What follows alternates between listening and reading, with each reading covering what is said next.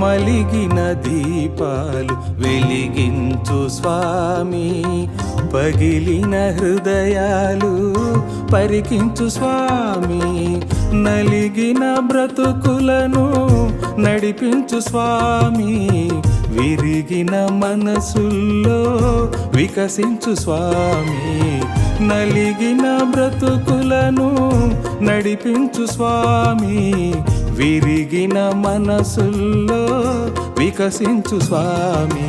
యేసయ్యా నీవు లేక ఉండలేముగా, నీవు తోడుంటే మా బ్రతుకు పండగేనుగా. యేసయ్యా నీవు లేక ఎండమావిగా, నీవు తోడుంటే మా గుండె నిండు బావిగా. బైబిళ్ళు 2 చింపి ఆ పొయ్యిలో పెట్టి నీళ్లు కాగబెట్టినటువంటి సందర్భాలు ఉన్నాయి. ఎక్కడ ప్రార్థనలు జరుగుతాయో ఆ ప్రార్థనల్ని చెదరగొట్టినటువంటి మనిషిని నేను. నా అలవాట్ల విషయానికి వస్తే రోజు 40 గుట్కలు తినేవాడిని, 25 పాన్లు తినేవాడిని, నీళ్లు కలపకుండా మందు తాగేవాడిని.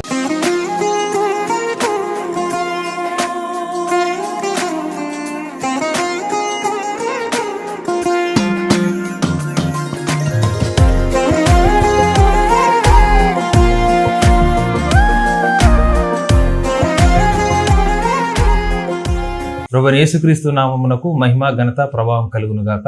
మరొక మంచి అద్భుతమైన సాక్ష్యంతో, ప్రతి ఒక్కరిని ప్రోత్సాహపరిచేటువంటి సాక్ష్యంతో ఈరోజు మీ ముందుకు రావడానికి దేవుడు నాకు చూపిన కృపకు, అలాగే వినుటకు మీకు చూపిన కృపకు, మనందరికి చూపిన కృపను బట్టి దేవాది దేవునికి వందనాలు స్తోత్రాలు చెల్లించుకుంటూ ఉన్నాను. మనతో ఉన్నటువంటి సహోదరుని మీరు మరి సోషల్ మీడియాలో గత కొన్ని సంవత్సరాలుగా మీరు చూస్తూనే ఉన్నారు. సహోదరుని పేరు దేవుని తెలుసుకోకముందు నాగరాజు, దేవుని ఎప్పుడైతే తెలుసుకున్నారో వారి పేరు స్టీవెన్ రాజుగా మార్చుకున్నారు. వారు ఇప్పుడు మీకు అంగవైకల్యంతో కనిపిస్తున్నారు, కానీ వారు క్రీస్తుని ఎరుగక ముందు మంచి ఆరోగ్యవంతులుగా ఉండి క్రీస్తుకి బహు వ్యతిరేకంగా ఉన్నారు. ఎలా అంటే క్రైస్తవులన్నా క్రీస్తు సేవకులన్నా వారు బహుగా ద్వేషించేవారు. మరి అలాంటి వారిని దేవుడు ఏర్పరచుకొని, ఎవరైతే ఆత్మీయంగానే కాదు ఆర్థికంగా ఎవరైతే మరి అభాగ్యులు ఉన్నారో, ఎవరైతే సమాజం గుర్తించకుండా వారు ఊరి వెలుపల ఉన్నారో వారందరినీ ప్రత్యేకంగా దర్శించి వారికి ఆత్మీయ ఆహారంతో పాటు మరి భౌతికంగా వారికి కావాల్సిన ప్రతి ఒక్క వసతి వారికి మరి సమకూరుస్తూ ఈ విధంగా దేవుని సేవను ప్రత్యేకంగా చేస్తూ ఉన్నారు. వారు ఎలా రక్షించబడ్డారు, ఎలాగ వారికి ఈ యాక్సిడెంట్ జరిగింది, మరి ఈ స్థితిలో ఉన్నప్పటికీ కూడా ఒక మనుషులు కుటుంబంలో 4 ఉన్నప్పుడు, 4 ఆరోగ్యంగా ఉన్నప్పటికీ, 4 పనులు చేస్తున్నప్పటికీ కుటుంబాలు గడవని ఈ పరిస్థితిలో, ఈ స్థితిలో ఉండి కూడా వారు అనేక మందికి ఆదరణగా మరి ఒక మంచి ఆత్మీయ తండ్రిగా వారు ఉన్నారు. మరి ఇది ఎలా సాధ్యమైంది, దేవుడు వారి పట్ల చేస్తున్న అద్భుతాలని మనం వారిని అడిగి తెలుసుకుందాం. ముందుగా వారి యొక్క రక్షణ సాక్ష్యాన్ని అడిగి తెలుసుకుందాం. Brother, praise the Lord. వందనాలు. సహోదరుని యొక్క మరి భార్య గారు శాలిని గారు, మీ గురించి నేను సోషల్ మీడియాలో కొన్ని వీడియోస్ చూశాను బ్రదర్, కానీ మీరెవరో నాకు తెలియదు. నిజంగా దేవుడు ఈ వేళ మనకి ఈ గొప్ప అవకాశాన్ని మనకి అనుగ్రహించారు. అయితే క్లుప్తంగా మీ పరిచర్యను, ఈ దేవుడు మీ పట్ల చేసిన అద్భుతాన్ని తెలిపే ముందుగా, మీరు క్రీస్తులోకి రాకముందు ఎలా ఉండేవారు, ఎలా రక్షించబడ్డారు, ఈ పరిస్థితి ఎలా వచ్చింది, ఈ విషయాన్ని మీరు పంచుకోండి. తప్పకుండా. ఆ దేవాది దేవుని నామమునికే మహిమ కలుగును గాక. ఆమేన్. ఆమేన్. అయ్యా, మరి నా పేరు ఈ స్టీవెన్ రాజు కంటే ముందు కూడా నాగరాజుగా నేను అనేక మందికి తెలుసు. ఈ దేవుణ్ణి నేను ఎరగక మునుపు చాలా భయంకరమైనటువంటి దుర్భరమైన జీవితాన్ని నేను జీవించానయ్యా. అంటే నాకున్న దుర్వ్యసనాలు కానీ దురలవాట్లు కానీ చాలా భయంకరంగా ఉండేవి. పైపెచ్చు ఈ క్రీస్తుని ఎరగక మునుపు క్రీస్తుకి నేను బద్ధ వ్యతిరేకిగా జీవించాను. నాకు తెలియని దినాల్లో బైబిళ్ళు 2 చింపి ఆ పొయ్యిలో పెట్టి నీళ్లు కాగబెట్టినటువంటి సందర్భాలు ఉన్నాయి. ఎక్కడ ప్రార్థనలు జరుగుతాయో ఆ ప్రార్థనల్ని చెదరగొట్టినటువంటి మనిషిని నేను. దేవుని సేవకులని ఏమాత్రము గౌరవం లేకుండా దుర్భాషలాడి ఇష్టానుసారంగా వారి పట్ల దురుసుగా ప్రవర్తించి నాకు నచ్చినట్టుగా జీవించిన వ్యక్తిగా ఉన్నాను. నా అలవాట్ల విషయానికి వస్తే రోజు 40 గుట్కలు తినేవాడిని, 25 పాన్లు తినేవాడిని, నీళ్లు కలపకుండా మందు తాగేవాడిని, 2 డబ్బాల సిగరెట్లు, తంబాకు, బీడీ, జర్దా, ఈ అలవాట్లన్నీ ఉన్నాయి. చాలాసార్లు క్రీస్తుని నమ్ముకున్న వాళ్ళు కనిపించినప్పుడు కూడా ఏడిపించడం లాంటిది, ఇష్టానుసారంగా ఎవరిని లెక్క చేయకుండా నాకు ఎలా నచ్చితే అలాగే. సో నాకు చెప్పేవాళ్ళు ఎవరూ లేరు. నేను ధనాన్ని నమ్ముకొని బ్రతికిన రోజులు అనమాట అవి. కానీ ఆ తర్వాత క్రీస్తులోనికి నేను పట్టబడడానికి గల కారణం ఎలా జరిగింది అని అంటే, మీరు ఈరోజు నన్ను వీల్ చైర్లో చూస్తూ ఉన్నారు, కానీ నేను వీల్ చైర్లో ఉన్న వ్యక్తిని కాదు. నా వయసు 44 సంవత్సరాలు. కరెక్ట్గా నా వయసు సరిగా 21 సంవత్సరం ఉన్నప్పుడు 5 అంతస్తుల బిల్డింగ్ మీద నుంచి కింద పడిపోయాను. అంటే మా నాన్నగారు మేస్త్రి పని చేసేవాళ్ళు. నేను 10వ తరగతి చదివిన తర్వాత ఇంటర్మీడియట్ డిస్కంటిన్యూ చేసిన తర్వాత ఇంకా నన్ను కూడా అదే పనిలోకి తీసుకెళ్లారు. ఎలివేషన్ డిజైన్ వర్క్ నేర్చుకున్నాను. రోజుకు ఆ రోజుల్లోనే 800 సుమారుగా సంపాదించేవాడిని. ఇంకా నాకు అడ్డం ఏంటి అనుకున్నట్టుగా బ్రతికాను నేను. 6 రోజులు పని చేయాలి. 7వ రోజు ఆదివారం మాత్రం భయంకరంగా సినిమాలకు వెళ్ళడం కానీ, ఇష్టానుసారంగా సినిమాకి వెళ్ళినా కూడా ఆ 3 షోలు, మార్నింగ్ మ్యాట్ని, ఫస్ట్ షో అట్లా చూసి భయంకరంగా బ్రతికేవాడిని. ఒకరోజు పనికి వెళ్ళినప్పుడు మరి పైన ఎలివేషన్ వర్క్ నడుస్తూ ఉంది 5 అంతస్తుల బిల్డింగ్ పైన, బయట భాగాన. అది చేస్తూ స్లిప్ అయిపోయి జారి కింద పడిపోయాను. నేరుగా 5వ అంతస్తు నుంచి భూమి మీదకి ఒక 10 సెకండ్లలో, నా జీవితం 10 సెకండ్లలో టర్న్ అయిపోయింది. ఇంకా సెంట్రింగ్ డబ్బాల మీద పడ్డాను. అయితే 5వ అంతస్తు నుంచి నేను పడేటప్పుడు 2వ అంతస్తులో గోవా కర్రలు అని అంటారు, అంటే సర్వి కర్రలు అయి పెడతారుగా, దాని మీద వెల్లెలకల పడ్డాను. అక్కడ నా నడుములో ఉన్న 8 మేజర్ బోన్లు, 8 మైనర్ బోన్లు కంప్లీట్గా విరిగిపోయాయి సార్. అయ్యారు ఇవి ఇరిగిపోయిన తర్వాత ఇంకా హాస్పిటల్కి తీసుకెళ్ళడానికి హైదరాబాదులో అన్ని హాస్పిటళ్ళు తిప్పారు, ఎక్కడ కూడా తీసుకోలేదు. అర్ధగంటలో ఈయన చనిపోతారు, తీసుకెళ్ళిపోండి అని అన్నారు. నన్ను ఎముకల దవాఖానా అని అంటారు ఇక్కడ మన పంజాగుట్టలో, Nizam institute of medical science, NIMS హాస్పిటల్లో నన్ను జాయిన్ చేశారు. దాదాపుగా 2 గంటల్లో ఒక 2.5 లక్షల రూపాయలు ఖర్చు అయింది. అప్పుడు నాకు ఆపరేషన్ జరిగింది. నా వెన్నుముకలో 2 స్టీల్ ప్లేట్స్ వేశారు. ఈ రిబ్స్ ఇట్లా ఉంటాయి కదా బ్రదర్, ఇవి విరిగిపోయిన కారణంన ఇట్లా వేసారు అనమాట. వేసి ఇట్లా స్క్రూస్ ఫిట్ చేశారు ఈ 4టికి. అట్లా ఇటువైపు అట్లాగే 8 స్క్రూలు ఉన్నాయి, 2 ప్లేట్లు అలాగే ఉన్నాయి ఇప్పుడు కూడా. కానీ ఇక్కడ ఒక భయంకరమైన సంఘటన ఏంటి అని అంటే, ఎప్పుడైతే ఆ నడుము ఇరిగి పడిపోయానో బ్లడ్ సర్క్యులేషన్, కాళ్ళలోనికి వెళ్ళే బ్లడ్ సర్క్యులేషన్ వచ్చేసి ఆగిపోయింది. 8 major bones, 8 minor bones, ribs అన్నీ విరిగిపోయాయి. ఇంకా సర్క్యులేషన్ ఆగిపోయింది, స్పర్శ కోల్పోయాను నేను. ఈ రోజుకు కూడా నేను వాటర్ బెడ్లోనే ఉంటాను, వాటర్ బెడ్లోనే పడుకుంటాను. నేను టాయిలెట్కి వెళ్ళాలన్నా, వాష్రూమ్కి వెళ్ళాలన్నా నన్ను 2 వ్యక్తులు తీసుకొని వెళ్ళాలి. బాత్రూమ్కి తీసుకెళ్ళాలి, స్నానం చేయించి మళ్ళీ తీసుకురావాలి.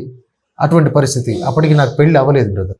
చాలా సందర్భాల్లో నేను కాళ్ళు చేతులు బాగున్నప్పుడు దేవుడి గురించి చెప్పాలని చాలామంది ప్రయత్నం చేశారు.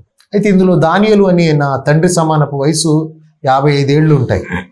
నేను అతన్ని కూడా వక్రీకరిస్తూ మాటల్లో ఒరే ధనియాలు అని ఇట్లా భయంకరంగా పిలిచిన సందర్భాలు ఉన్నాయి.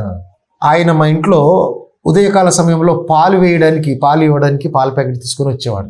పాల ప్యాకెట్ ఇచ్చినప్పుడు మీరు దేవుణ్ణి నమ్ముకోండి బాగుపడతారు అని నాతో మాట్లాడేవాడు. అతను వృద్ధుడైనప్పటికీ వృద్ధుడు అన్నదానికి మరి ముసలోడు అన్నదాన్ని తేలాడు. అయితే అరే ముసలోడు అని వేంటి నాకు చెప్పేది అన్నట్టుగా నేను ప్రవర్తించేవాడిని.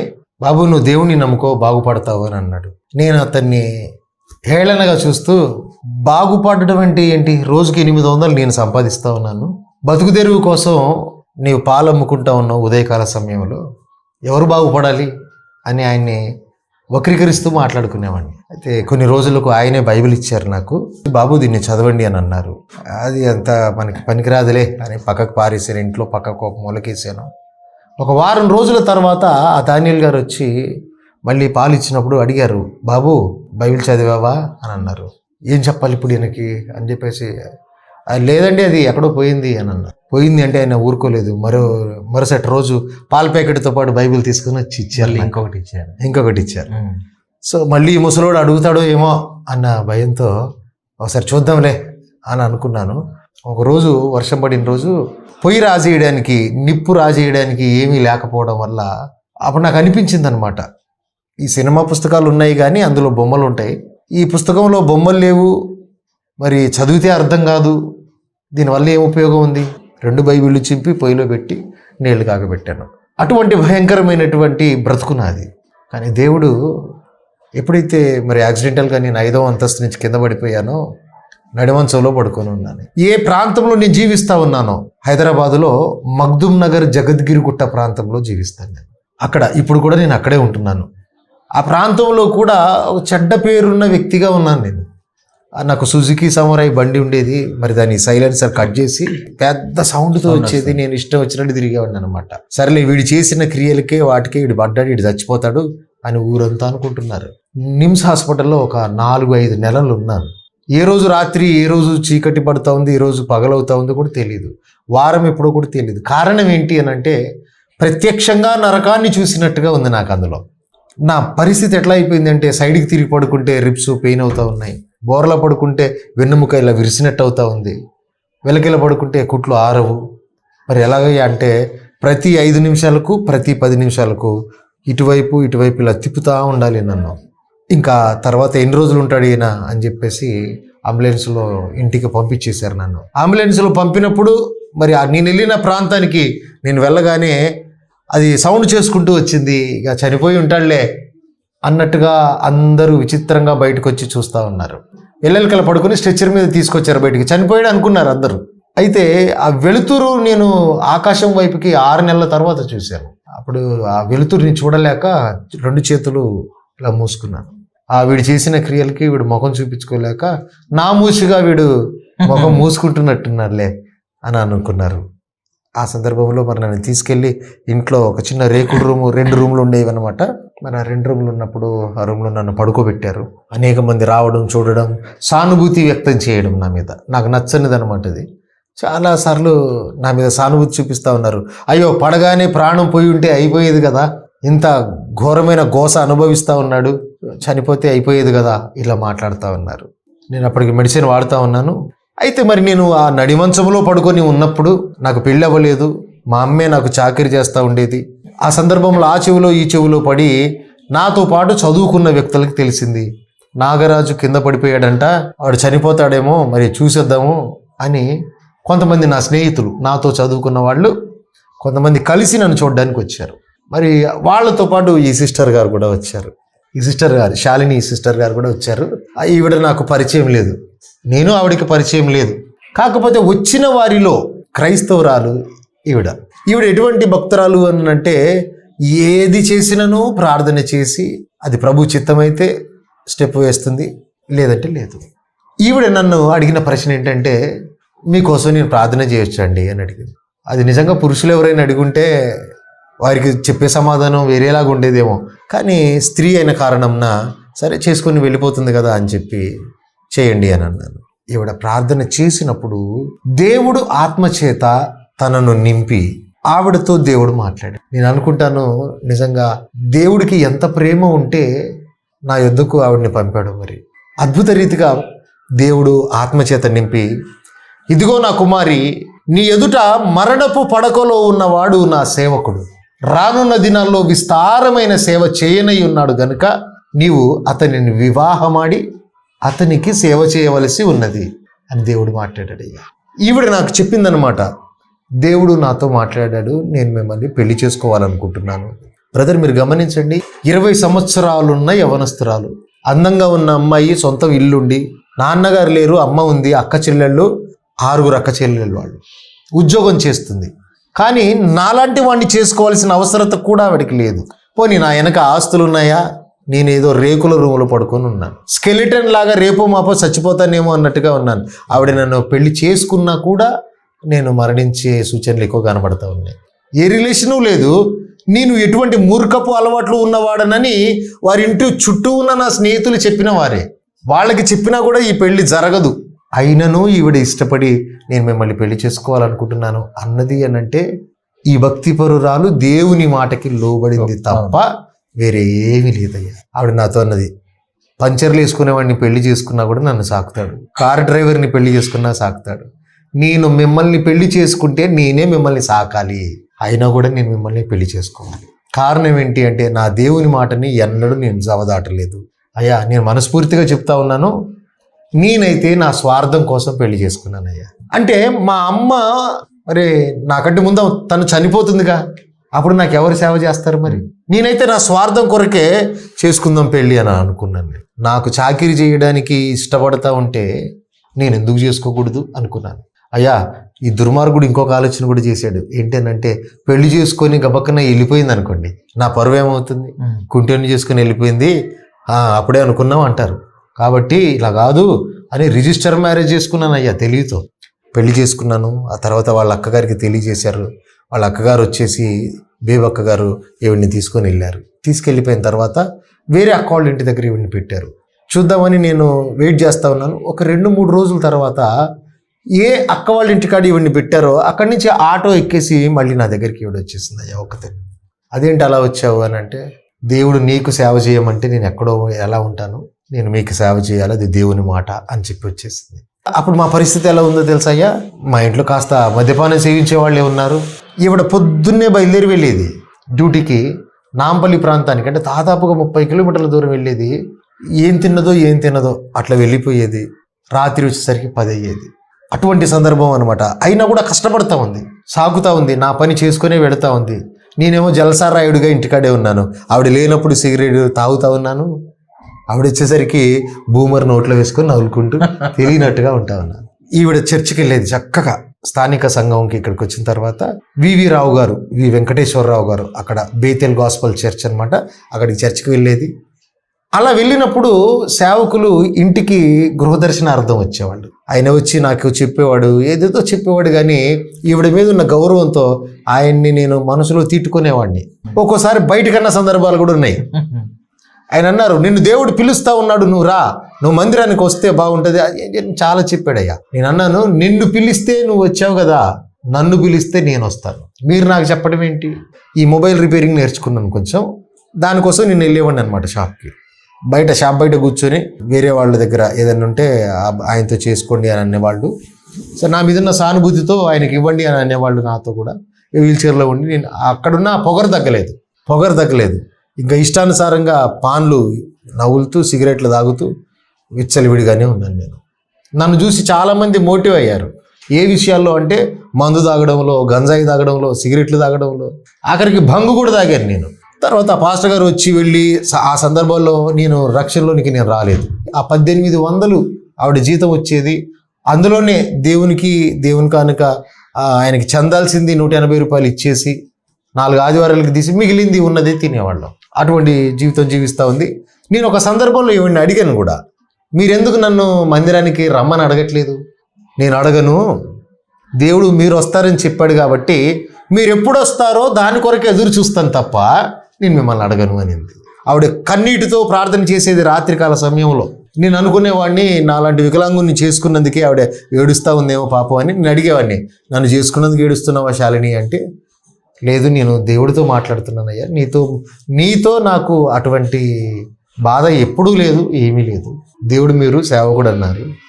ఇంకా ఒక సందర్భం వచ్చిందయ్యా, నేను దేవుడిని నమ్ముకోవాల్సిన సందర్భం. అదేంటంటే, ఈవిడ నేను పడుకున్నటువంటి బెడ్లో, అంటే ఇప్పటికి కూడా 22 సంవత్సరాల నుంచి వాటర్ బెడ్లోనే పడుకుంటున్నాను నేను. ఎందుకు వాటర్ బెడ్లో అనుకుంటారేమో, నాకు సగభాగం నుంచి కిందికి ఏమీ పని చేయదయ్యా, స్పర్శ లేదు నాకు. ఏదైనా గిచ్చినా, ఏదైనా కుట్టినా, తెగినా, రక్తం వచ్చినా తెలియదు. కొన్ని సందర్భాల్లో నేను పడుకొని నిద్రపోయినప్పుడు నా కాళ్ళకి చీమలు పట్టేస్తాయి. చాలాసార్లు జరిగాయి అలా. అవి కుట్టినా నాకు తెలియదు. బెడ్షీట్ నిండా రక్తం అయిపోతుంది. నేను పడుకొని ఇలా చూస్తూ ఉంటే ఈవిడ కూర్చొని చదువుతూ ఉంది. సాధు సుందర్ సింగ్ జీవిత చరిత్ర చదువుతూ ఉంటే నేను చూశాను, ఇదేంటి సాధు సుందర్ సింగ్ అంటే వీళ్ళు సిక్కులు కదా, సిక్కు కదా వీళ్ళు అంటే, అవును అని. సిక్కు కూడా యేసుక్రీస్తుని నమ్ముతారా? అవును, చాలా గొప్ప సేవకుడు ఈయన అంటే. నేను అన్నాను, నా స్నేహితులు గురుద్వారా దగ్గర చాలామంది ఉన్నారు అమీర్పేటలో, మరి ఎవరు ఇట్లాంటి క్యారెక్టర్లు కాదు, వాళ్ళు చాలా నిష్టగా ఉంటారు వాళ్ళ భక్తిలో, కానీ నేను ఎలా తిరిగానో రౌడీలాగా వాళ్ళు అలాగే తిరుగుతున్న వాళ్ళు ఉన్నారు అని అన్నాను నేను. లేదు, ఈయన మంచి సేవకుడు అంటే, ఇందులో ఏముంటుంది పుస్తకంలో అని. ఆయనకి సంబంధించిన జీవిత చరిత్ర ఉంటుంది అని అన్నారు. నేను అడిగా, చదవచ్చా అని అడిగాను. చదువు పర్వాలేదంటే, అప్పుడు నేను చదవడం ప్రారంభించానయ్యా. కొంచెం చదివాను. చదివితే అందులో ఒక మాట కనబడింది నాకు. సాధు సుందర్ సింగ్ గారు, దేవా నువ్వు నాతో మాట్లాడాలి, లేదంటే నేను ట్రైన్ కింద పడి చనిపోతాను అని ఆయన ప్రార్థన చేస్తూ ఉంటే దేవుడు ఆయనతో మాట్లాడాడంట. ఆయన విరమించుకున్నారు, ఆత్మహత్య ప్రయత్నాన్ని విరమించుకున్నారు, తర్వాత గొప్పగా వాడబడ్డారు. ఈ సందర్భాన్ని చదవగానే నేను దాన్ని అక్కడ చదివి ఆపేశాను. నేను ఏమని అడిగాను, ఈయనతో కూడా మాట్లాడాడు దేవుడు అని. మాట్లాడాడు. ఇక్కడ నాకు ప్రశ్న రేజ్ అయిందయ్యా, ఇదేంటి అక్కడ దానియేలు గారు ఇలాగే అన్నారు, మన పాస్టర్ గారు మన ఇంటికి వచ్చిన విజిటింగ్కి వచ్చిన పాస్టర్ గారు అలాగే అన్నారు, నీవు కూడా ప్రభు నీతో మాట్లాడితేనే నన్ను చేసుకున్నాను అన్నావు, ఇప్పుడు ఈయన కూడా దేవుడు మాట్లాడితేనే నడిచాడు అన్నారు. నాలాంటోడితో కూడా మాట్లాడతాడా? మాట్లాడతాడు అని అన్నాను. మాట్లాడితే నాకు తెలుస్తుంది, మాట్లాడకపోతే ఈవిడ అబద్ధమనైనా తెలుస్తుంది కదా నాకు. అంటే ఎలా మాట్లాడాలో చెప్పమ్మా, నేను మాట్లాడతాను ఆయనతో అన్నాను. 3 దినాలు ఉపవాసం ఉండండి, తప్పకుండా దేవుడు మీతో మాట్లాడతాడు అని అంటే, సరే తల్లి నేను ఉంటాను, ఉపవాసం ఉందాం అని మొదటి రోజు నేను ఉపవాసం ఉండి ప్రార్థన చేసుకుంటా ఉంటే, ఇప్పుడు నేను మాట్లాడుతూ ఉంటే మీరు చూసి నేను బాగా మాట్లాడుతూ ఉన్నాను అనుకుంటున్నారేమో, కానీ హిందీ మాట్లాడినా తెలుగు మాట్లాడినా కానీ చాలా భయంకరంగా 10లో 8 బూతు మాటలే ఉంటాయి. అయితే నేను కూర్చున్నాను ప్రార్థనలో, ఈవిడ ప్రార్థన చేస్తూ ఉంటే చివరి భాగం ఏదైతే ఉందో దాన్ని నేను ఏకీభవిస్తూ ఉన్నాను. అయ్యా మా కుటుంబాన్ని మీరు ముందుకు నడిపించండి అయ్యా, నడిపించండి అయ్యా అని ఆ లాస్ట్ మాట అనివ్వండి అనమాట.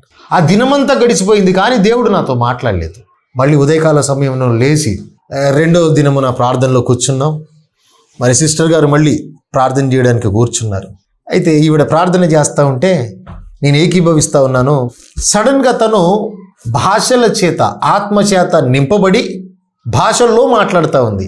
సో నేను తెలుగులో ఈవిడ ప్రార్థన చేసినప్పుడు ఏకీభవించాను, భాషల్లో తను మాట్లాడేసరికి నేను కూడా నార్మల్ వ్యక్తిలాగానే కళ్ళు తెరిచి, ఏంటి ఈవిడ ఇప్పటిదాకా తెలుగులో మాట్లాడింది ఇప్పుడు ఏంటి ఇట్లా అనుకుని కళ్ళు తెరిచాను. నేను ఏ భాషలో మాట్లాడావు అని అడిగాను. నేను దీని అర్థం ఏంటి అంటే నాకు తెలియదు.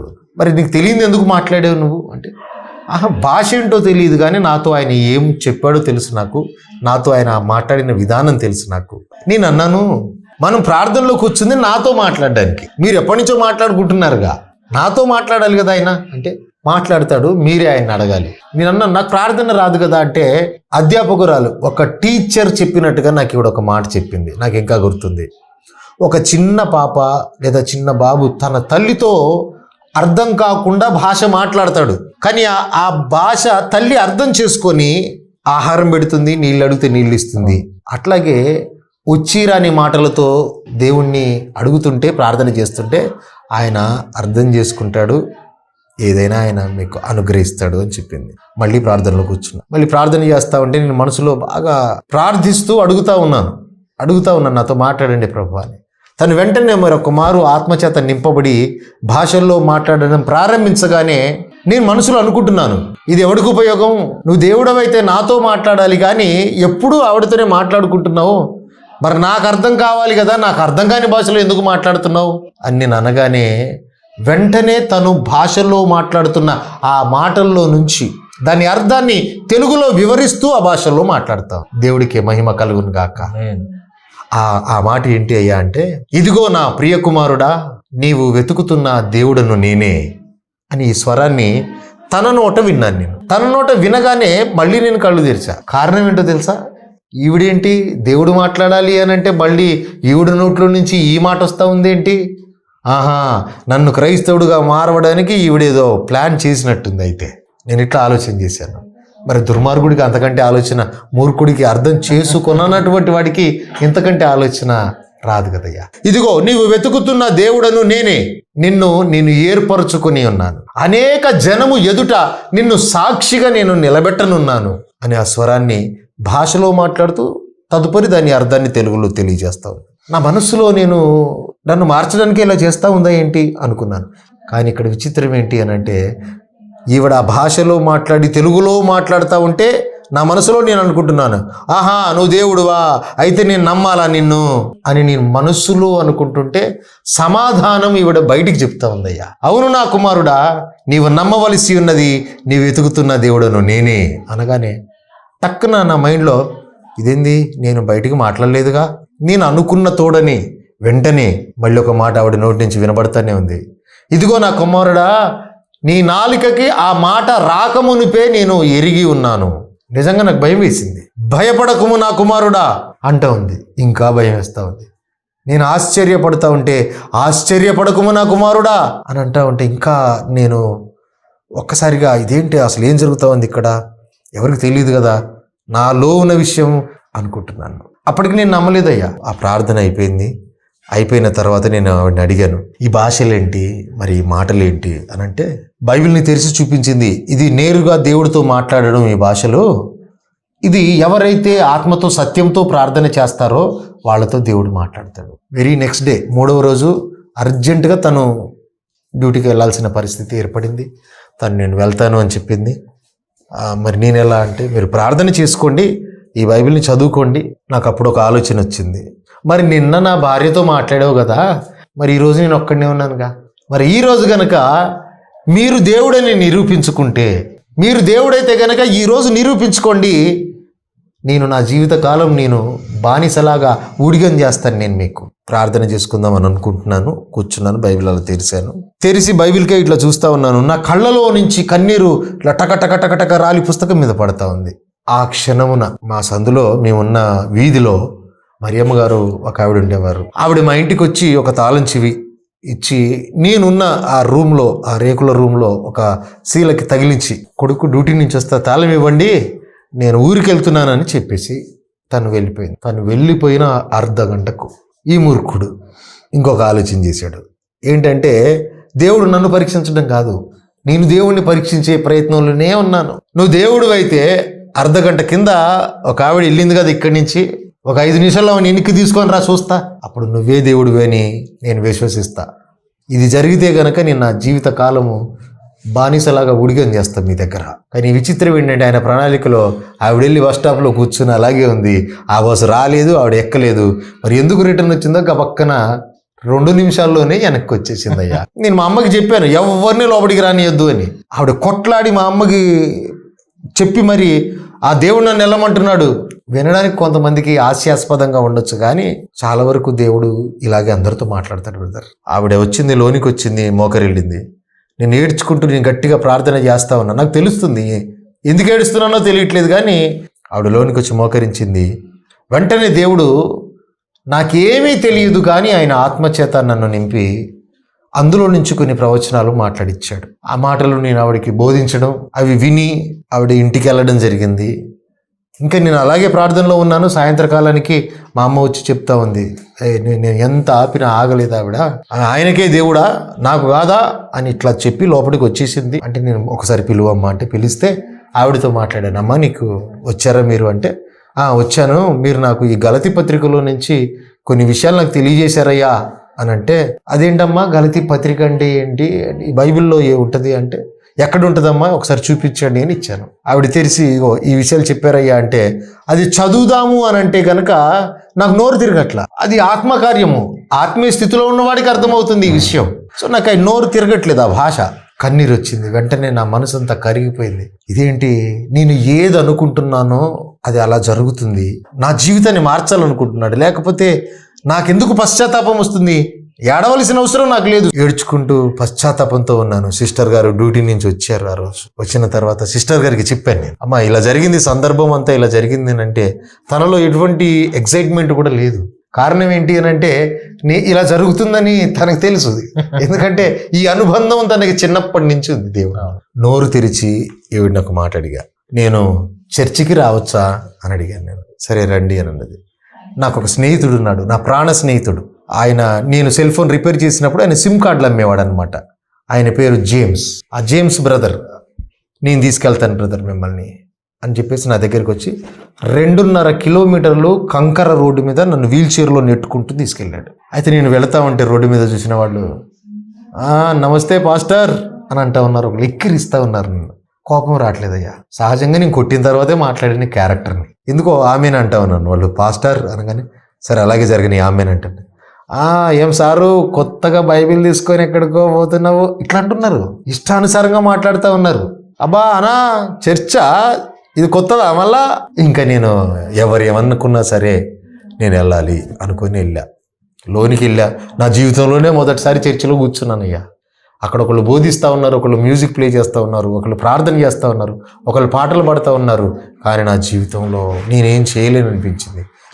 నేనేం చేయాలి, నన్ను ఎందుకు రమ్మన్నాడు ఇక్కడికి అనుకుని దిక్కులు చూస్తూ ఉన్నాను. పాస్టర్ గారు బోధలో బోధిస్తూ ఉన్నారు. ఏసన్న గారి గురించి చెప్పారు. ఆయన ఎవరో నాకు తెలియదు. ఏసన్న గారు మాటలని పాటలుగా మార్చారు, ఆయన స్తుతి ఆరాధనతో ఆయనని మహిమపరిచేవారు అని చెప్పారు. చెప్పగానే నాకు అనిపించింది, అంటే పాటలు పాడొచ్చు అనమాట. సరే నేను పాడతాను అనుకున్నాను. చర్చ అయిపోయింది. ఇంటికి వెళ్ళేటప్పుడు అనుకున్నాను, వచ్చే వారంలో నేను ఏదో ఒకటి చెయ్యాలి, నేను ఇలా ఉండకూడదు, నేను ఇంకా పాటలు పాడాలని డిసైడ్ అయ్యి ఇంటికి వెళ్ళి బాగా నేర్చుకుందామని ఒక పాట తీసి బాగా నేర్చుకున్నాను. ఎందుకు ఆ పాట నేర్చుకున్నాను అని అంటే, నా జీవితం అందులో ఇమిడి ఉన్నట్టుగా అనిపిస్తూ ఉంది. మందిరానికి మరల వారం వెళ్ళినప్పుడు ఎవరైనా పాట పాడతారా అని అడగగానే నాలో సంతోషం, చాలా గొప్ప సంతోషం. వెంటనే నేను పాడతాను అని ఇలా చెయ్యెత్తాను. కానీ ఆ మైక్ తీసుకొని మొదటిసారిగా పాడదాం అనుకుని ఒక పాట పాడానయ్యా. ఘోర పాపినయ్యా, చూడలేను నీ రూపం, నీ స్వరమును విని నేను దాగి ఉంటినయ్యా, అపవాది మాటతో మోసపోతిని, నీవిచ్చిన ఆజ్ఞలే మరచిపోతిని, నీవిచ్చిన ఆజ్ఞలే మరచిపోతిని, ఘోర పాపినయ్యా, కోరావు నాతో స్నేహాన్ని, చేశాను దేవా ద్రోహాన్ని. అంటే నేను విచ్చలవిడిగా ద్రోహం చేస్తా ఉన్నా, నాకు మేలు చేద్దామంటే నేను కీడు చేస్తా ఉన్నా. కోరావు నాతో స్నేహాన్ని, చేశాను దేవా ద్రోహాన్ని, తిరిగి తిరిగి వేసారి నీ దరికే చేరితిని, తిరిగి తిరిగి వేసారి నీ దరికే చేరితిని, ఆదరించి నన్ను దరి చేర్చుమా, ఆదరించి నన్ను దరి చేర్చుమా, ఘోర పాపినయ్యా. ఈ పాట పాడుకుంటూ ఏడ్చానయ్యా. నేను ఆ పాట పాడి ఏడుస్తూ ఉన్నప్పుడు అందరు లేచి నిలబడి చప్పట్లు కొట్టారు. బాగా పాడావు బ్రదర్, బాగా పాడావు. నా మనసులో అనుకుంటున్నాను, రే బాగా పాడడం కాదా నా బాధ, అదంతా నా కోసం ప్రాణం పెట్టిన వాడి కొరకు మూర్ఖంగా బ్రతికా, చల్లా చెదరి చేసా. పవిత్ర గ్రంథంగా పిలువబడుతున్న ఆ గొప్ప కాగితాల్ని చింపి పొయ్యిలో పెట్టిన దుర్మార్గుడిని అని కన్నీళ్లతో ప్రార్థన చేశానయ్యా. దేవుడు నా మొర్ర విన్నాడు. ప్రార్థన అయిపోయిన తర్వాత నా మనసు తేలిక అనిపించింది. ఏమి లేదు నాకు, కానీ తెలియని సంతోషం నాలో ఉంది. నాకేదో దొరికింది, నాకేదో నేనేదో సాధించాను, ఏం సాధించానయ్యా? దుర్వ్యసనాల్ని మానుకున్నాను. ఆ రోజు నుంచి నా ప్రభువు స్వరంతో మాట్లాడడం ప్రారంభించాను. ఇప్పటి వరకు హేళన చేశాను, ఎట మాట్లాడతాడు మీ దేవుడు అని అందరితో నేనే అన్నాను. ఇప్పటికీ చాలామంది అంటా ఉన్నారు. ఆ అనుభవిస్తేనే వస్తుంది. దైవికము అంటే ఇంకొకరిని తిట్టడం కాదయ్యా, ఇంకొకరిని హింసించడం కాదు. కామ క్రోధ మదమశ్చర్యాలు లేనివాడు దేవుడు. నా యేసుక్రీస్తులో అటువంటి ఆలోచనలు ఏవి లేవు. నా గొప్ప దేవుడి మీద ఎటువంటి నిందలు లేవు. గమనించి మీరు చూస్తే కనుక ఎవరైనా క్రీస్తుకు వ్యతిరేకంగా మాట్లాడితే క్రీస్తుని గురించి వ్యతిరేకంగా మాట్లాడడానికి ఏమీ లేదయ్యా. ఆ మనుషుల గురించే మాట్లాడుకోవాలి తప్ప ఆ మనుషులను మార్చడానికి ఆయన వచ్చారు. కానీ నేను వెతకలేదు, ఆయన నన్ను వెతికాడని అర్థమైందయ్యా. ఆ గొప్ప దేవుడు నాతో మాట్లాడుతూ ఉంటే నేను రాసుకుంటా ఉన్నాను. నా కుమారుడా, నీ యొద్దకు ఒక వ్యక్తి వస్తారు, ఈ మాటలను తెలియచేయి అని అన్నప్పుడు సరే అని ఆ వ్యక్తి కోసం ఎదురు చూసేవాడిని. ఒక వ్యక్తి రానే వచ్చారు. అతను ఎవరు అంటే అఘోరాలా తిరుగుతున్నటువంటి వ్యక్తి. ఆయనకి ఆ విషయాలు నేను తెలియచేశాను. నిజంగానే ఆయన మతి మారిపోయింది. అయ్యా, నేను మీ చేత బాప్తిజం తీసుకుందాం అనుకుంటున్నాను అన్నారు. అతనికి నేనే బాప్తిజం ఇచ్చి ఎదిద్యా అని పేరు పెట్టాను. ఇలా చాలామంది ఉన్నారయ్యా, చాలామంది. సో ఇంకా నేను ఆ స్వరాన్ని విని పాటలు రాశాను. నాకు సంగీతము తెలియదు, ఏది తెలియదు, కానీ ప్రవచనం నెరవేరుతా ఉంది. నిన్ను అనేక జనుల ఎదుట సువార్త గాయకుడిని చేస్తానన్నాడు, అది నెరవేరుతా ఉంది. పాటలు రాశాను. ఎవరో వచ్చారు, మీ స్వరం బాగుంటుంది బ్రదర్, పాటలు చేద్దాం అని పాటలు చేశారు. ఈ జేమ్స్ బ్రదర్ అని చెప్పాను కదా, నా స్నేహితుడు, కష్టపడి ఆల్బమ్ చేశాడయ్యా నాతో. ఇంకా బైబిల్ని చదవడం నాకు ఎలా మారిపోయిందంటే ఒక వ్యసనం లాగా మారిపోయింది. ఎంత పిచ్చోళ్ళలాగా అయ్యానంటే 4 రోజుల్లో కొత్త నిబంధనని మొత్తం చదివేసుకున్నాను. మాటికి చదువుతూనే ఉన్నాను ఇంకా బైబిల్ని. ఎందుకనంటే చదివినా కొద్ది కొత్త విషయాలు నాకు తెలుస్తూ ఉన్నాయి అందులో. ఆ జేమ్స్ బ్రదర్ నాకు చాలా సహకారంగా ఉండేవాడు, నన్ను ఎక్కడికైనా తీసుకెళ్ళడానికి, ఎటైనా తీసుకెళ్ళడానికి. ఇంకా నా జీవితం, పాటల జీవితం కూడా అలాగే స్టార్ట్ అయింది. ఒక సందర్భం వచ్చినప్పుడు ఒక పాట విన్నాను, ఏఆర్ స్టీవెన్సన్ గారి పాట విన్నాను. ఆ పాటని వినగానే ఈయన ఎవరు అని ఎత్తుక్కున్నాను. ఆయన పాటలన్నీ తెచ్చుకొని, బుక్కులన్నీ తెచ్చుకొని నేర్చుకున్నాను, పాడాను. ఆయన చూడాలి అని నేను అనుకున్నాను. కానీ సందర్భం ఎలా వచ్చిందో తెలుసాయ్యా, నేను పాటలు రాసి ఆయనకిస్తే ఇలాగేనా బ్రదర్ పాడేది అని ఆయన నన్ను అడిగితే నేను ఏడ్చానయ్యా. ఆయన పాడారు, నేను రాసిన పాటలు 2 ఆయన పాడారు, ఆయనతో పాడించుకున్నాను నేను. నాకు చాలా సంతోషం అనిపించింది ఆ విషయం. ఇంకా పాటల జీవితం అలా కొనసాగుతూ ఉంది. పౌలు భక్తుడు ఏం చెప్పాడో నేను అది చేస్తా ఉన్నాను సువార్త గమనంలో. ఆయన నా సాక్షిగా బ్రతకాలని దేవుడు చెప్పాడు కాబట్టి ఆయన అదే సాక్ష్యాన్ని పంచుకుంటూ వెళ్ళారు. ఈ రోజుల్లో 4 మాటలు 4 పాటలు తెలిస్తే వాళ్ళు బోధకులు అయిపోతున్నారు, సేవకులు అయిపోతున్నారు. ప్రార్థన చేస్తూ ఉంటే ప్రభు చెప్పాడు, నీవు నా సేవకుడు, నువ్వు సేవ చేయవలసి ఉన్నది, నువ్వు నా సాక్షిగా నిలబడతావు అని అంటే సిస్టర్ని తీసుకొని నేను అనేక సంఘాల్లో ప్రకటిస్తా ఉంటే ప్రభు అలా నేను 3 సంవత్సరాల పాటు నేను సువార్థికుడిగా, అంటే నా సాక్షిగా నేను వెళ్తా ఉన్నాను. సాక్షి చెబుతూ వెళ్తా ఉంటే అడిగారు చాలామంది, పిల్లలు లేరా అంటే లేరు. నా దేవుడు ఒక ప్రవచనం చెప్పాడు, తన మీద ఉన్న నింద, శాలిని మీద ఉన్న నిందని తొలగించడానికి నాకు ఒక కుమారుణ్ణి బహుమానంగా ఇస్తానన్నాడు. ఈరోజు 2గా వచ్చాను ఈ సంఘానికి, కానీ ఒకరోజు 3గా వస్తాను. ఆ రోజు కూడా మీరు నమ్మాలి, నా దేవుడు ఎవరో మీరు చూడాలి. 7 సంవత్సరాలకి నాకు కుమారుడు ఇవిడ గర్భం దాల్చింది. మేము ఫిక్స్ అయిపోయాం, ఎప్పుడైతే కుమారుడిని ఇస్తాడు అని అన్నాడో సాక్ష్యం కోసమే పుడతాడు కాబట్టి వాడి పేరు సాక్షిత్ అని పెట్టాలి, జాయ్ అని పెట్టాలి అని మేము ఫిక్స్ అయిపోయాం. కుమారుడిని ఇచ్చాడు అన్నట్టుగానే అక్కడ కూడా అద్భుతమేనయ్యా. హాస్పిటల్లో తనుంది. జనవరి 2వ తారీఖున వాడు పుట్టాడు. 1వ తారీఖున నేను చర్చికి వెళ్ళి వాగ్దానం తీసుకున్నాను. ఆ వాగ్దానం మీద ఏమనిందో తెలుసయ్యా, ధనమునకు ఆజ్ఞ ఇచ్చి నీ వద్దకు పంపెదను అని రాసి. ఆ తర్వాత దాన్ని చేత పట్టుకున్నాను. 2వ తారీఖు హాస్పిటల్కి వచ్చాను. ఆ 2-3 రోజుల్లో డిశ్చార్జ్ చేశారు. అయ్యా డిశ్చార్జ్ చేశారు. నేను బిల్లింగ్ కౌంటర్కి వెళ్ళాను, కానీ ఆల్రెడీ బిల్లు కట్టేసి వెళ్ళిపోయారు.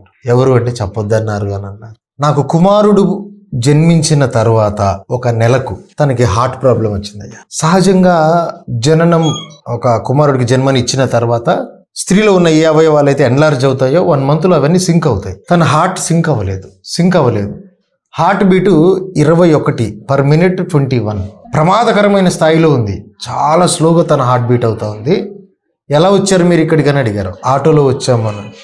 తనని తీసుకెళ్ళిపోండి, తను మరణిస్తుంది, ఎప్పుడైనా ఆగిపోవచ్చు అని అన్నారు. 2D ఈకో చేస్తే బ్లడ్ బాడీలోకి పంప్ అవుతుంది. ఉషాముల్లపూడి తీసుకెళ్ళాను, నారాయణ హృదయాలయ తీసుకెళ్ళాను, పల్స్ హార్ట్ సెంటర్ తీసుకెళ్ళాను. ఎక్కడ కూడా లేదు అని చేతులు ఎత్తేశారు. ఇంకా ఇంటికి వచ్చి కూర్చొని ప్రార్థన చేస్తూ ఉంటే హిజ్కియా గురించి దేవుడు మాట్లాడి తన ఆయుష్కాలాన్ని పొడిగించిన సందర్భాన్ని గుర్తు చేశారు. నేనేమో వికలాంగుడిని, నడవలేను, మరి నా కుమారుడు 1 నెల బాలుడు. మేము దేవుణ్ణి నమ్ముకున్నందుకు మేము బయట ఉండాల్సి వచ్చింది. మాతో ఎవరూ లేరు మమ్మల్ని చూసేవాళ్ళు కూడా. ఆవిడ హాస్పిటల్కి వెళ్ళడానికి ఒకళ్ళు వచ్చి కారులో తీసుకెళ్ళేటప్పుడు నాకు తెలిసిన హాస్పిటల్ ఉంది, నేను తీసుకెళ్తానని అన్నారు.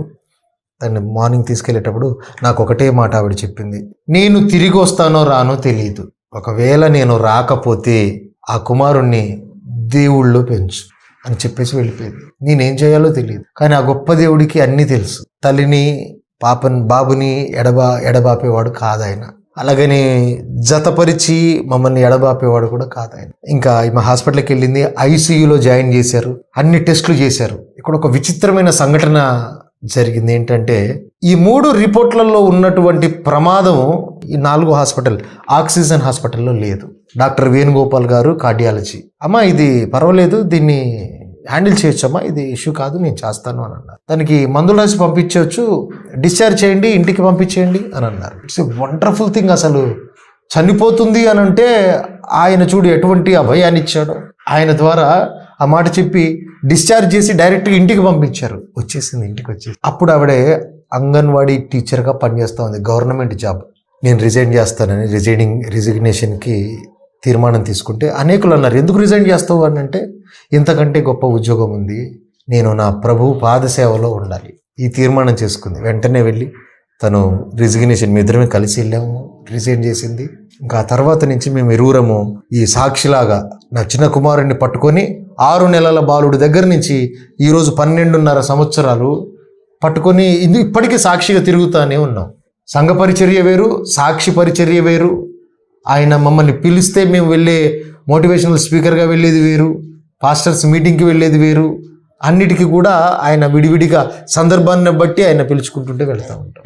ఏ సంఘాల్లోనైతే సాక్ష్యం చెప్పి 2గా వచ్చాను 3గా వస్తాము అన్నాం, మమ్మల్ని నడిపించాడు. ఆ సంఘాలకు వెళ్ళి ఆయా సంఘాల్లో ఇదిగో విత్ రిపోర్ట్స్తో వచ్చాను, నా కుమారుడిని ఇస్తానన్నాడుగా, ఇదిగో నా కుమారుడు సాక్ష్యం కోసం పుట్టిన సాక్షి. చాలామంది విశ్వసించారు, చాలామంది బాప్తిసాలు తీసుకున్నారు, చాలా నమ్ముకున్నారు. ఎందుకంటే ఇది యథార్థమైనది, కళ్ళబొల్లి మాటలు కాదు, కథలు కాదు, యథార్థ సంఘటనలు కళ్ళెదురుగా జరుగుతున్నటువంటి సంఘటనలు. ఆ ఒక సందర్భంలో ఆటోలో వెళుతున్నప్పుడు నా కుమారుడు వాష్రూమ్ కోసం ఆపమంటే ఆపితే వాడు అటు వెళ్ళగా నేను ఇట్లా చూస్తూ ఉన్నాను. ఒక చెత్త కుప్పలో నుంచి ఒక వృద్ధురాలు చెత్తలో నుంచి తినుకుంటూ ఒక చిన్న బాబుకు తినిపిస్తూ ఉంది అందులో నుంచి.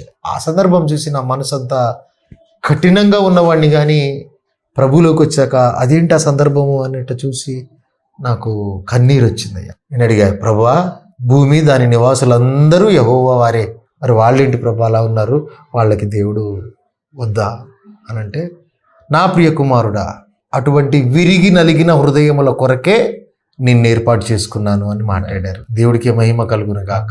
తీర్మానం చేసుకున్నానయ్యా, నేను తీర్మానం చేసుకున్నాను, ఇక మీదట నేను అటువంటి హృదయాల మధ్యలోనే నేను పని చేయాలి.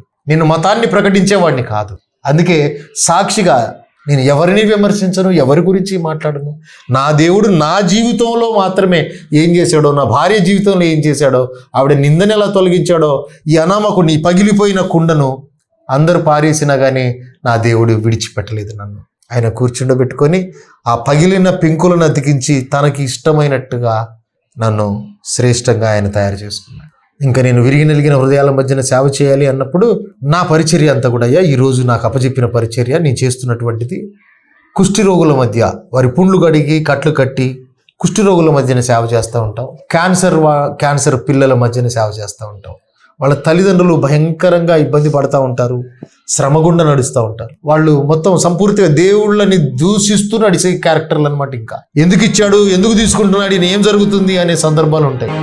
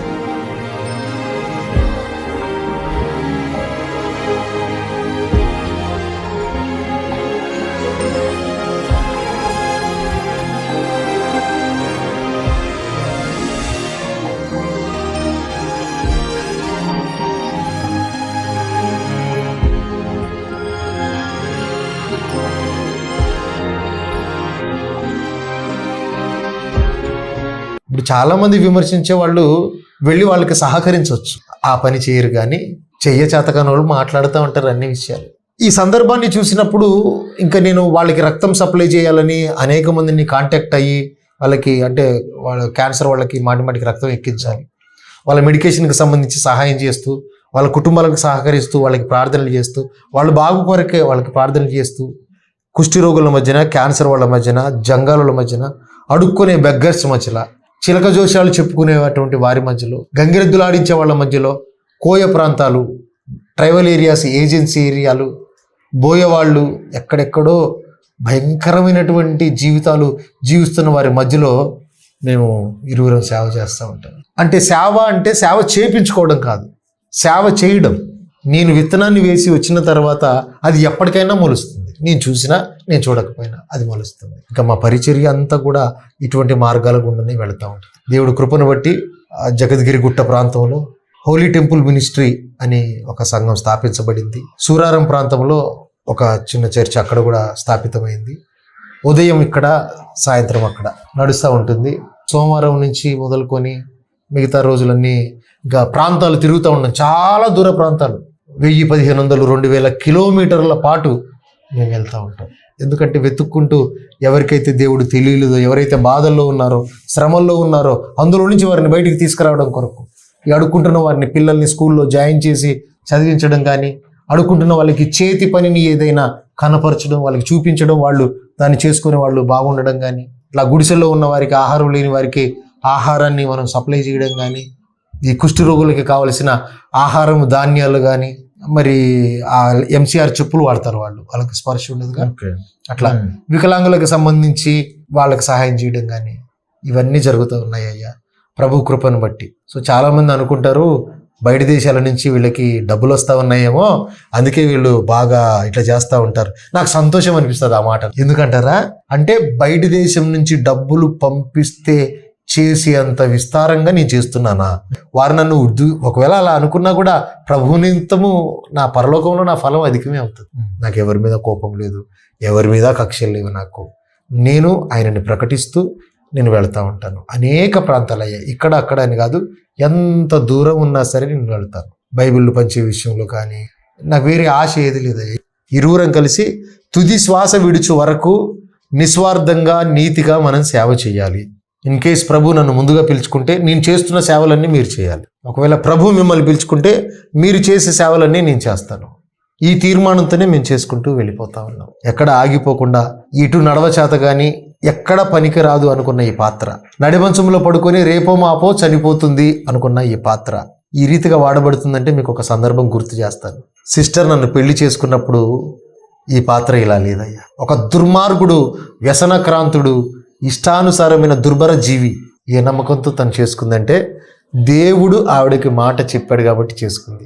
మరి మాట ఇచ్చిన దేవుడు ఈరోజు ఆవిడికి చెప్పినట్టుగానే నెరవేర్చుకున్నాడా, మోసం చేశాడా? దేవుడు వెక్కిరింపబడ్డాడయ్యా. నువ్వు నమ్మితే నా మహిమను చూస్తావన్నాడు. ఈరోజు మేము సంతోషంగా దేవుళ్ళు ముందుకు కొనసాగుతూ ఉన్నాం. బాబుకు 12 సంవత్సరాలు, వాడు దేవుళ్ళు వాడబడుతూ మాతో పాటు సేవలో నడుస్తూ ఉన్నాడు, చదువుకుంటా ఉన్నాడు. ఒక పాపని అడాప్ట్ చేసుకున్నాం మేము. ఆ శ్రేష్టమైన బహుమానాన్ని దేవుడు ప్రభు సన్నిధానంలో ఒక సజీవమైనటువంటి కానుకని ఇవ్వాలి అని ఒక చిన్న 6 రోజులు 6 days పాపని తీసుకొచ్చి గల్లా పెట్టి దగ్గర పెట్టారు మాకు.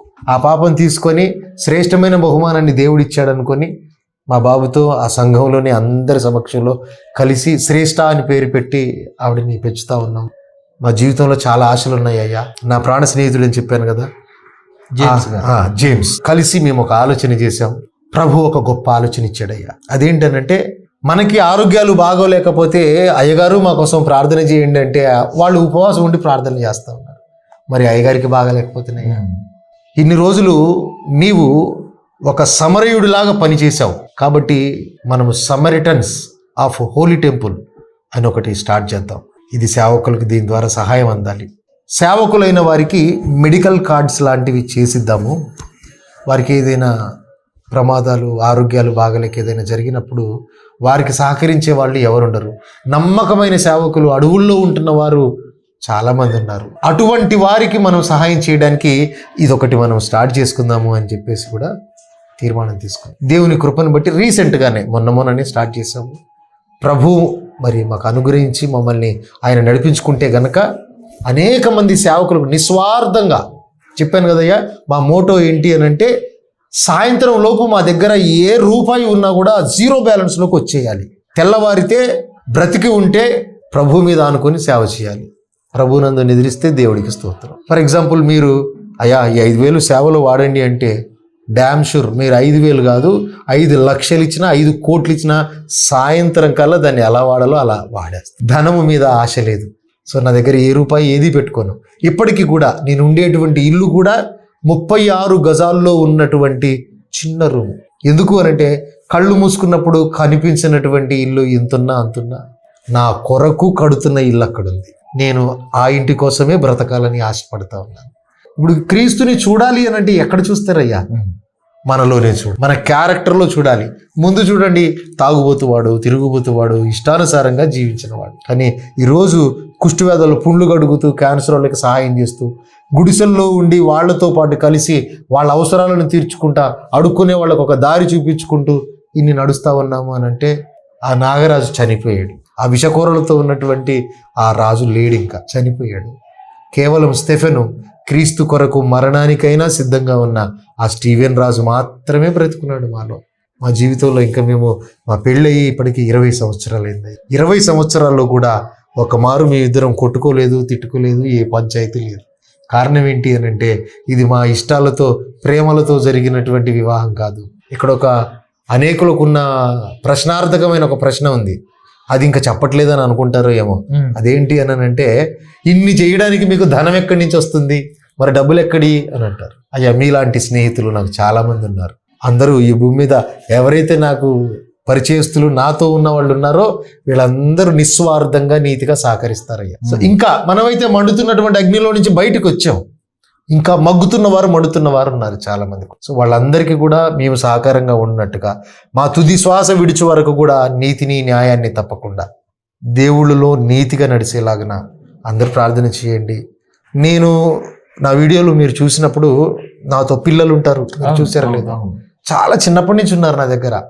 అరుణ్, అభిషేక్, భాను, ఉదయ్, భాస్కర్, వీళ్ళందరూ చాలామంది ఉన్నారు నా దగ్గర. ఉన్నోళ్ళందరూ కూడా ఇప్పుడు చూడండి, అరే మతాలు మారుస్తున్నావా అని నన్ను అంటారు, కానీ నా దగ్గర ఉన్నోళ్ళందరూ కూడా గంజాయి, హెరైన్, కొకైన్కి అలవాటు పడ్డవాళ్ళు, మందుకి కళ్ళుకి బానిసలైపోయిన వాళ్ళు, గుట్కాలకి బానిసలైపోయిన వారు, విభిచారంతో పట్టబడిన వారు, భయంకరంగా ఇటుక బట్టీల దగ్గర పట్టబడిన వారు, అసలు చాలా భయంకరమైన దుస్థితిలో ఉన్నవారు, చేతబడి క్రియలు చేస్తూ వెళుతున్న వారు, ఇటువంటి వారు చాలామంది ఉన్నారు. అందరూ మనసులు మార్చుకొని చక్కగా భార్య పిల్లల్ని చూసుకుంటూ ఇప్పుడు చక్కగా నడుస్తారు. సో అందరూ కూడా మా టీం కోసం ప్రార్థన చేయండి. చూస్తున్నటువంటి వీక్షకులు, ఈ సాక్ష్యాన్ని వింటున్నటువంటి ప్రియ సహోదరి సహోదరులు, సేవలో బలంగా మేము ముందుకు కొనసాగినట్టుగా మా ఆరోగ్యాల కోసం మీరు ప్రార్థన చేయండి. తప్పకుండా ఈ మాటలని దేవుడు దీవించునుగాక. ఈ సాక్ష్యాన్ని దేవుడు ఆశీర్వదించి అనేకులకు ఈ సాక్ష్యం కనువిప్పుగా ఉన్నట్టుగా చేయునుగాక. చాలా సంతోషం. దేవుడు మీ కుటుంబాన్ని నిండుగా దీవించి ఆశీర్వదించునుగాక. ఆమేన్. ఆమేన్. గాడ్ బ్లెస్ యు అన్న. థాంక్యూ. అందరికీ వందనాలు కదండి. విన్నారు కదా స్టీవెన్ రాజు గారి యొక్క సాక్ష్యాన్ని మీరు విన్నారు. మనకు చూడటానికి నడవలేని కదలలేని మరొక మనిషి తోడుగా ఉంటే కానీ కదలలేని పరిస్థితిలో ఉన్నటువంటి బ్రదర్ చేత దేవుడు ఎంత విస్తారమైన సేవ చేయిస్తున్నారో మీరు చూస్తూనే ఉన్నారు. అంటే కేవలం మాటలతో మాత్రమే కాదు, ఎక్కడైతే ప్రజలు విలువేయబడ్డారు, ఎక్కడైతే ప్రజలు అణగారిపోయి ఉన్నారు, ఎక్కడైతే ప్రజలు మరి ఊరికి దూరంగా ఉన్నారో వారి మధ్యకి వెళ్ళి వారికి సేవలు చేస్తూ ఆత్మీయ ఆహారంతో పాటు ఈ భౌతికమైన ఆహారం కూడా వారికి పెడుతూ ఉన్నారు. మరి వీరు మతాన్ని మారుస్తున్నారా, మనుషులను మారుస్తున్నారా, మీరే ఆలోచించండి. బ్రదర్ యొక్క పరిచర్య కొరకు మీరందరూ ప్రార్థించాలని నేను ఆశపడుతూ ఉన్నాను. మరి చూస్తున్న మీరందరూ కూడా ఈ సాక్ష్యాన్ని అనేక మందికి ప్రోత్సాహకరంగా ఉండేందుకు అనేక మందికి మీరు షేర్ చేయాలని నేను ఆశపడుతూ ఉన్నాను. Praise the Lord. Praise the lord.